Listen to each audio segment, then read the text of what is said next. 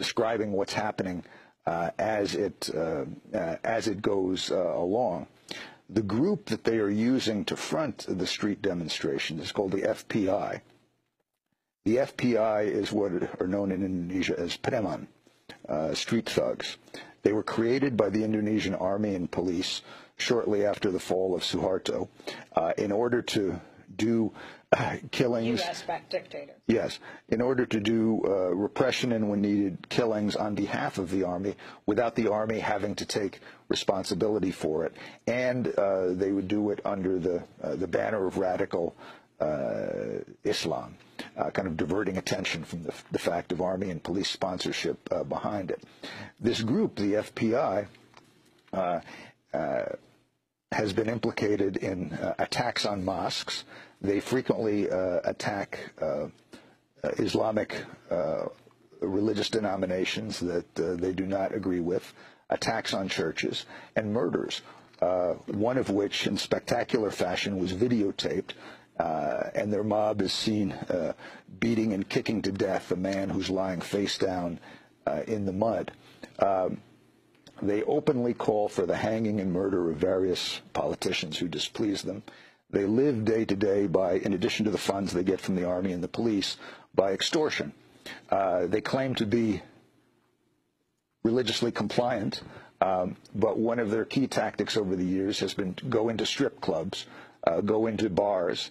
If the owners haven't been giving their weekly payoff to the FPI in a timely enough fashion, breaking the place up with heavy sticks, then taking the liquor and drinking it or reselling it. I mean, this is famous on the streets of Jakarta. Everybody knows about this. Another of their big activities has been evicting the poor.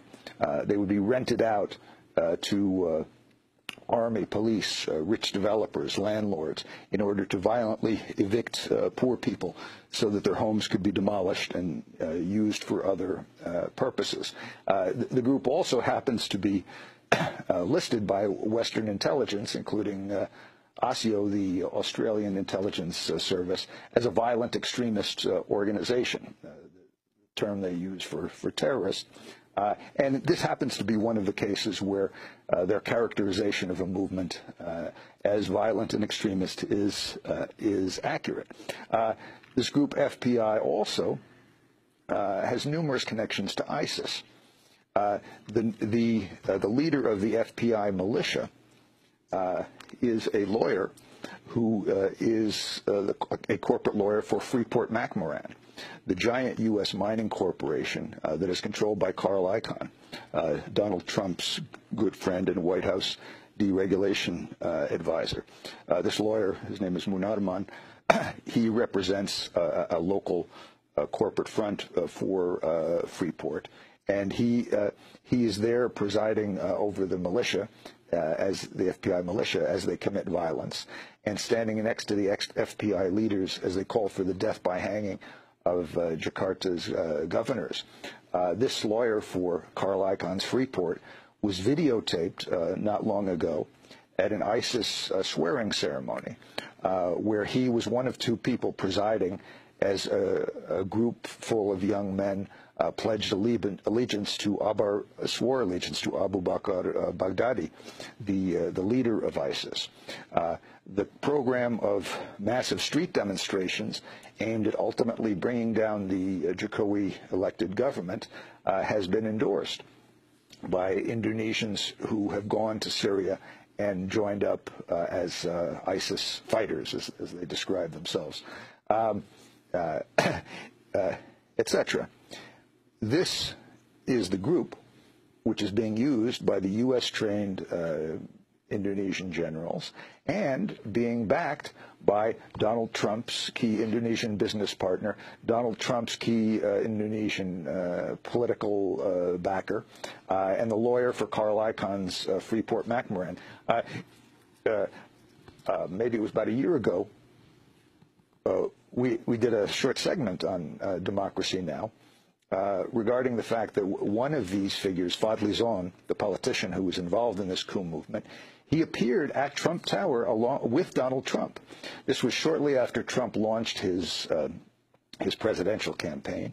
He launched his campaign by attacking Mexicans as rapists, and he got some heat for that. And one of the things Trump did, apparently, was to say to his people, get me some foreigners. One of the foreigners they got him was this Indonesian politician, Fadli Zon. He appeared at the press conference with Donald Trump.